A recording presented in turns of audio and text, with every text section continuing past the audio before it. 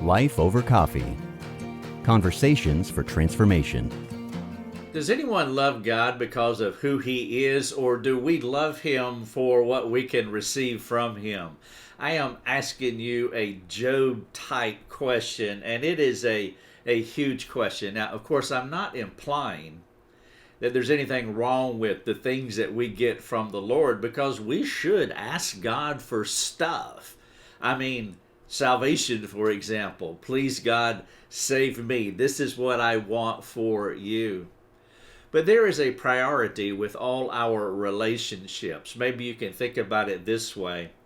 Do you enter into a friendship for what we can get out of the friendship, or are we primarily interested in being with and serving that other person? I ask that question when I do premarital counseling. Why do you want to marry this person? Well, if the question is the answer is primarily what's in it for me, then I got some bad news for you. That marriage relationship is not going to go well. And so, pertaining to God, it is vital, I think, from time to time to examine the quality of our faith. That was the accusation of Satan. He was examining the quality of Job's faith. Of course, I'm really giving him too much credit, but that is exactly what was going on. We want to make sure that our relationship with God, that the reasons for it are transcendent over self-interest. Our self-interest in our relationship with God or relationship with any other person, that cannot be the primary thing. And when it comes to God, enjoying the beauty of knowing Him and who He is, those are two good reasons to have a relationship with Him. Hello everybody, this is Rick Thomas. We're doing a little Life Over Coffee. I want to talk about, in fact, I've titled it this way, 3 keys to help you look beyond your suffering. And so imagine if you're in some Job-like suffering or suffering beyond your ability to handle it. That's the way it feels to you. We really need to have a perspective to look beyond our suffering, especially when our suffering is not changing. Because if you enter into a relationship, in this case, a relationship with God, and suffering comes into your life, we could fall into that big category of people who have said, I tried Christianity, but it did not work for me. Well, that's an individual who went into the relationship for what they could get out of it. There has to be a better reason, a better motivation than that. And so I want to talk about 3 keys to look beyond your suffering because, well, we're going to suffer. And so if we're going to suffer, we want to suffer with God. And so we want to have a perspective of who God is. And we want to have the right motivation for being in that relationship. Or when suffering comes, we may want to bolt.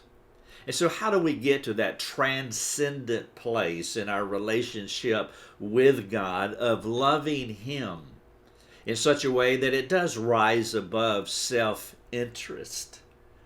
Well, to get there is not smooth, and it's not painless. And that's why the devil's accusation about Job's motivation for a relationship with God, it resonates with us too.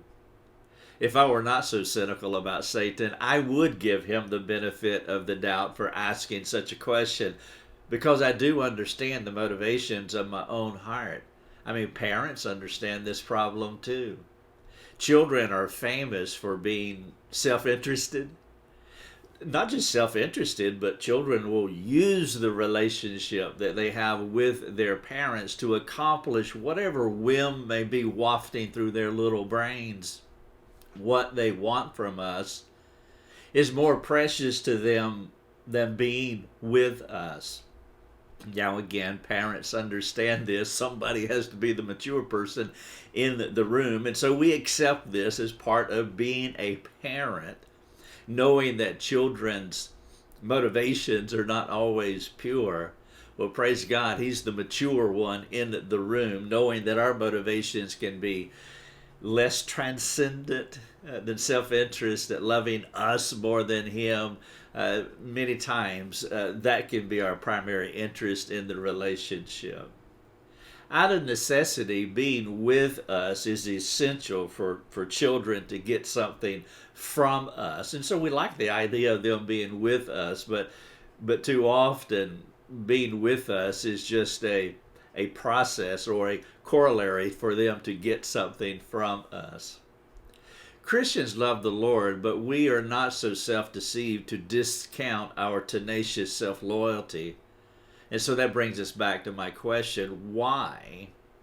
Why do we serve the Lord? Now don't worry, this is not a pass-fail test, and I'm not trying to trick you or put you on any kind of guilt trip. No, not at all. I don't want you to go down that road. But it is a query to assess where we are in our Christian maturation process. I mean, isn't that good? Isn't that necessary to assess where we are? We don't want to be that forever child that's always manipulating the parent for what we can get out of it. I mean, at some point, the child has to grow up and say, Mom, Dad, I just love you and I just appreciate you, and there's no strings attached. I mean, if we don't know that there is something wrong with us or our need to change, guess what? We're not going to change. And though the devil was wrongly motivated when talking about Job, we're not like that. We want to engage our motives the right way. We want to entertain the possibility of having more self-interest regarding our walk with the Lord. You see, personal regeneration does not fully dislocate our depravity or our penchant for self-loyalty. There's always other motives lurking in imperfect hearts. Now, you have to be comfortable with that to some degree. If you expect your motivations about all things, in this case, your relationship with the Lord, to be perfectly pure, well, you're going to be perfectly disappointed. Because we are depraved souls. We're not entirely sanctified, and so our hearts will never be perfect regarding our motivations for the Lord. And so as we assess our motivations, we do want to understand that, but we also want to change if there is a need to change. There's always motives lurking in imperfect hearts. Nobody is free from sin's temptations. The complicating twist is that we want to be free from the complexities of our souls, but we do not want to go through the process because we intuitively know that suffering is the process to be purified. You say, well, I want pure motives. Yes, I do. I don't want to be that person with imperfect motives with my relationship with God. But you know that the portal that you have to go through to purify those motives is suffering. It's the most effective way for us to be free from ourselves. The sun's heat bearing down on us is an excellent disinfectant. But who wants to sit under the unrelenting heat, experiencing his purifying fire? Peter thought about these things as he penned a few words to calibrate our minds to our real needs. He said this, "In this you rejoice, though now for a little while, if necessary, you have been grieved by various trials, so that the tested genuineness of your faith, more precious than gold that perishes, though it be tested by fire, may be found to result in praise and glory and honor at the revelation of Jesus Christ." That's 1 Peter chapter 1, verses 6 and 7. And so here we are, Job is being tested, and we want to put ourselves in Job's chair, hypothetically. Job said in 42:5, as he's nearing the end of his story, he says, "I've heard of you by the hearing of the ear, but now my eye sees you." He has gone through the purifying fire. His motives have been tested. Do I love God just for what he can do for me, what he can give me? Is it really true what I said way back there? The Lord gives, the Lord takes away. Blessed be the name of the Lord. Well, let's just test that out and see if it works. And so here we are in 42:5 now. And he's saying, "I've heard of you by the hearing of the ear, but now my eye sees you." Nothing will draw out true motivations like personal suffering. Refining fire refines the soul. When God throws us into the crucible of suffering, every good and every bad thing in us will eventually be made known. Like the uninterrupted tumbling of a clothes dryer, nothing can hide from the heat or the hurt, bringing us to a good and satisfying end. And so as you examine the sanctifying power of your most recent difficulty, and maybe that's a good way to ask the question about the motivation of your heart, think about something that maybe you're going through right now. For those of you who have gone through it, think about your most recent difficulty. What was drawn from your heart? What was brought to your attention? For example, suffering may reveal undisclosed anger. Suffering may reveal fear. Those are the two common things that happen when suffering comes into our life. It identifies a weakness in our faith. I mean, how easy is it to trust God when things are going swell? Remember the accusation of Satan? Let a little trouble into our lives and our faith will rise and it will conquer the complexity. Or let a little trouble in our lives and the complexity will dislodge what we thought we believed about God. It's a dilemma. The dilemma is that we want to be free from these contrivances of the soul. But we fear the process that leads to our emancipation. I want to be free, but I don't want to suffer to go through that portal to experience my freedom. And so the tension is our angst, which can freeze us from doing anything about what's wrong with us. We need sovereign engagement and the accompanying clarity that helps us learn the lessons that we are supposed to learn through the hard times that comes into our lives. Job went to the Lord's counseling office, and like any good counselor, the Lord drew from Job's heart what Job needed to know. Collected together, the Lord asked Job 70 questions when Job went to the counselor's office. You remember in chapters 38, 39, 40. Over 70 questions, and all of those questions can be summed up by talking about what he knew through the ear gate. But now he sees clearly through the eye gate. That's why at the end of the counseling session with Job, I've heard of you by the hearing of the ear. Behold, now I see you. God gave Job sovereign clarity. If God is big enough to keep you from suffering, isn't it true that He's big enough to have reasons for your suffering? Things you have yet to understand, but you need to understand. And so if God can keep you from that, He's big enough to carry you through this, to help you to understand something that is lacking. You may have heard of God through the hearing of the ear, but He wants you to see Him in a new and refined way, in HD. Now there's wisdom here, but it is the kind of wisdom that does not come exclusively from an intellectual understanding of theology. Not just going to endless Bible studies with your church friends. That's a great idea, by the way. Always go to Bible studies. But I'm talking about something that is added to an intellectual understanding of theology. The type of wisdom I'm talking about comes from a deep, soul-stretching and exhausting experience with the Lord. God taught Job about Himself, about God Almighty. That is a different knowledge from what Job knew already from Sunday school or from his Bible studies. He had received the Lord's instruction previously in his Bible studies.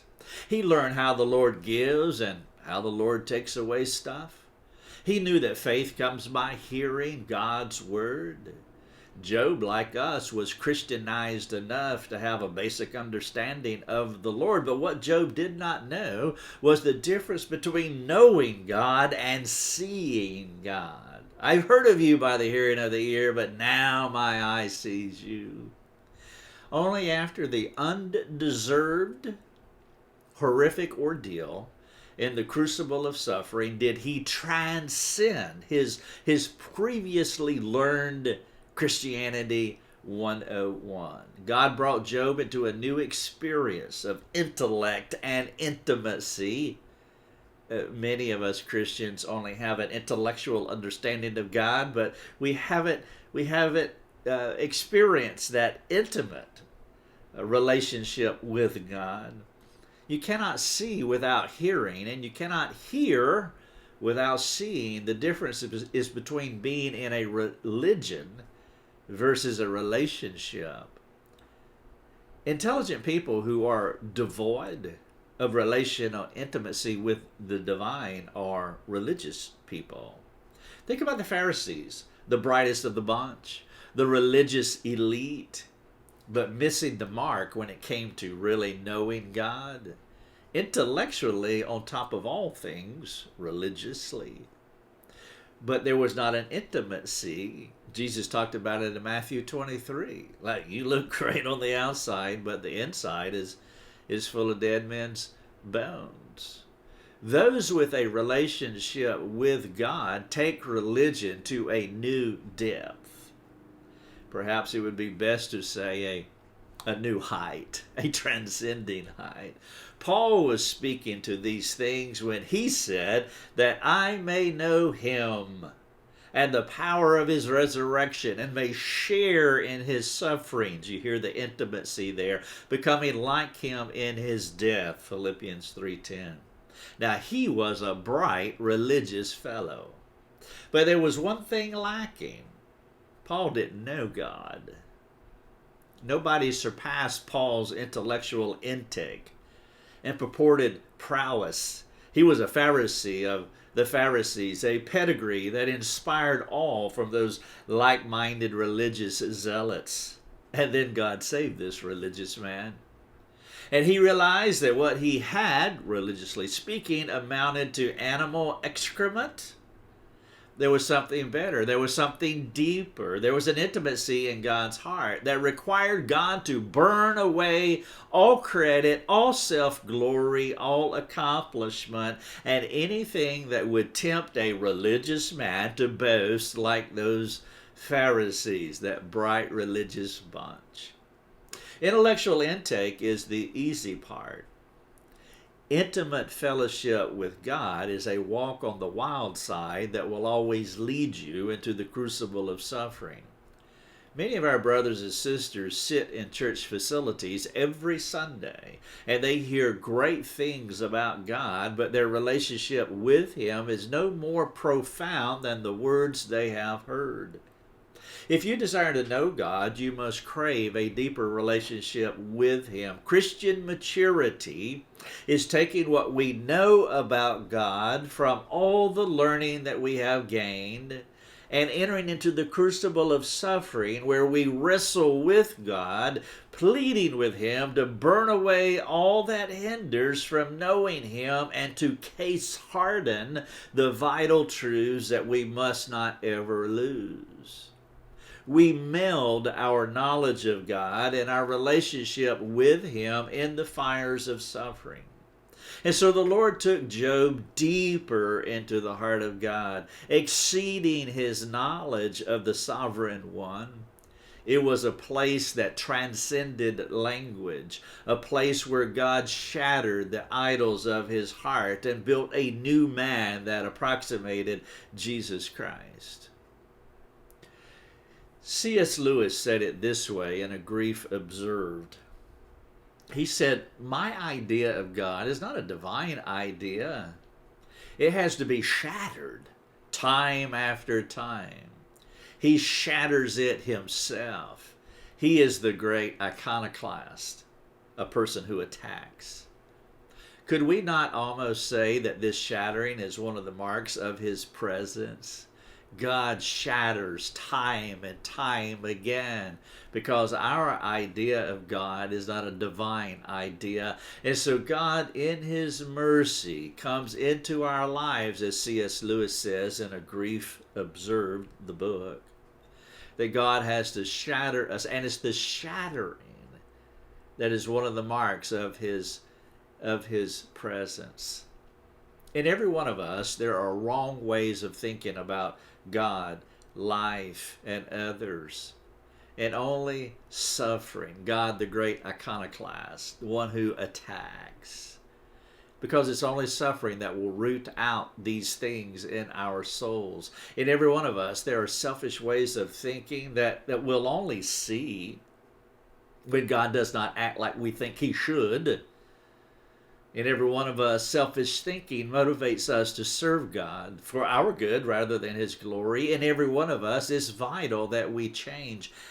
And though it sounds evil on the face of it, the iconoclast always attacking, actually, it's the kindness of God to lead us not into temptation, but through the valleys that remove anything that obscures what it means to know God in a univocal, undistracted way. And John Piper was thinking about these things when he was doing some writing about the book of Job, and he said this in part 4 of one of his writings on the book of Job. He said, "So you think God was kind to make you sick?" Jemima asked, "And take away your health and all your sons, friends and daughters, all the ones that you loved?" Jemima, "What I think is this: the Lord has made me drink of his severity, that he might kindly show me what I would be when only he remains in my calamity. Unkindly he has kindly shown that he was not my hope alone." John Piper is correct. This wordsmithing here, unkindly, he kindly shows us that our hope is not in God alone.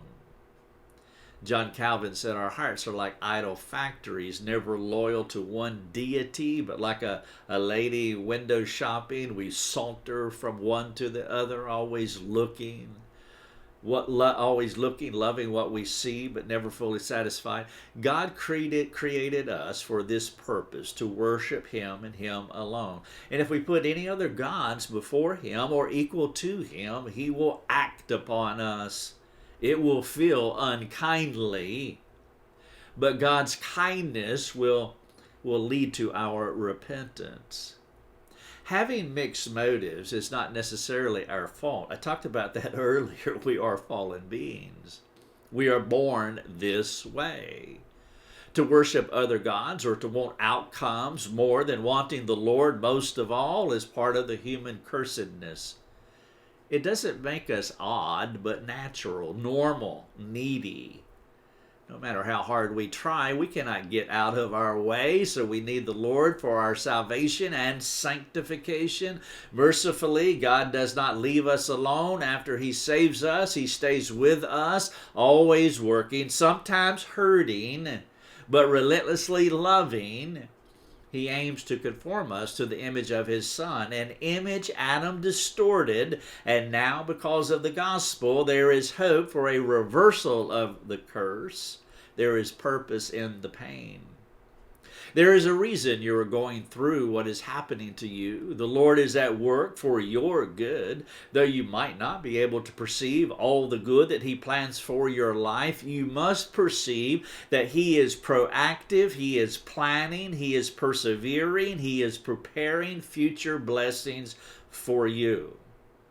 And so with that in mind, I want to go back to how I titled this, 3 Keys to Look Beyond Our Suffering. 3 considerations to help you as you ponder what the author of your life is writing into your script. And as you hear these things, I pray that you will ask the Spirit of God to open your mind to receive and to respond. to how you need to change. And so 3 keys to look beyond our suffering. One is he kindly humbles us. Now I imagine you do not want to hear this, but I must say it. We are proud people. We have a high view of ourselves, and we don't want to lower our self-esteem, our self-estimation in any way. Our culture demands that we esteem ourselves. There's an entire corpus of self-estimation, a damnable doctrine that thrusts the individual into the center of the universe. Imagine a world where every person sits at its epicenter, demanding that everyone else esteem them more than they esteem themselves. Well, that is impossible. That leads to a competitive, individualistic environment where it is demanded upon you that you esteem me more than you esteem yourself, and they express the same thing. Proud people want others to like them, to accept them, to love them. Anything that shines an unfavorable light on a high view of ourselves or disadvantages us in any way, well, it must succumb to the cancel mob, because that is unacceptable. We are most loyal to ourselves, and only the Lord can impose himself into our lives in such a way as to free us from this self-sabotaging, cultural destroying bondage. Suffering humbles. Kindly, he humbles us, and humbling is what we need the most. If you frame this suffering-centered worldview like a loving parent with a proud child, what would be the process to free that proud boy from bondage? Do you cater to all of his whims and wishes? Does he become the sole determiner of what love should look like in his life? No, the loving parent will pray that that child comes to the end of himself, knowing the most expeditious way for that to happen is for him to land face down in a hog lot somewhere. Is the parent unkind? Well, it depends on who you ask. The child will most assuredly believe it's unkindness, at least initially. It will feel like unkindness because there is no soft landing for proud hearts. The hope is that one day he will see what happened to him as kindness from a loving parent who wanted nothing more than for him to succeed in life. He kindly humbles us. That is one key to look beyond our suffering. Number 2, he kindly vindicates us. During our seasons of suffering, it is impossible to see the future that will come from it. When my time came many years ago, as God ushered me into the crucible of suffering, I couldn't see the future. It made no sense to me. I wanted to be vindicated. I wanted to be released. I wanted to be affirmed.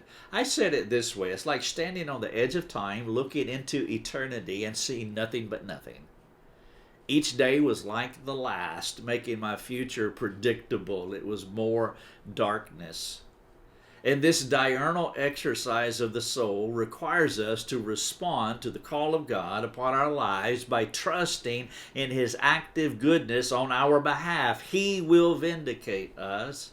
If you respond with humility, point number 1, rather than anger or fear, you will have positioned yourself for an excellent and favorable outcome. It won't happen immediately, but it will happen in God's perfect time. Job's vindication in chapter 42 did not turn into vindictiveness from Job because he accepted the humbling of the Lord. That's why he kindly humbles us is the essential first key. Or proud hearts are going to rear up, and we will vindicate ourselves, and we will lash out, and we will hurt other people. If you try to manage your pain through self-reliant means, you will prolong your pain, and you will complicate your relationships. In Psalm 23, David said it this way: He restores my soul. God does. He leads me in paths of righteousness for his name's sake. You see, suffering creates a pathway, a path of righteousness for you to follow. It begins with key number one, authentic humility, making you pliable rather than resistant, vindictive. Makes you pliable in the Lord's hands. Your humility allows you to access the Lord's power rather than relying on yourself. And as you follow this path of righteousness, you will be at rest. In God's good timing, He will restore your soul. It happens as you walk down this path of right living that He provides for you, even if you find those pathways laced with suffering, and you most surely will. He will restore you because His name is on the line. He restores you for His name's sake. It's not my name. It's not your name that's on the line. You are His child. He is responsible for you. The book of Job is not a book about Job, but about God. It was the Lord who was on trial, and the retribution policy that the devil was putting forth. Job does right and he will receive good, but if he does wrong, he will receive evil. Well, the Lord took away all that Job had, and our old friend held to his faith despite suffering mightily. The Lord was proven not guilty and vindicated his servant. Job's motive was better than what you thought, devil. And he was vindicated when his suffering was complete. In 1 Peter 2:23, it says, when Jesus was reviled, He didn't revile in return. He didn't vindicate Himself. When He suffered, He did not threaten, but continued entrusting Himself to Him who judges justly. He kindly vindicates us.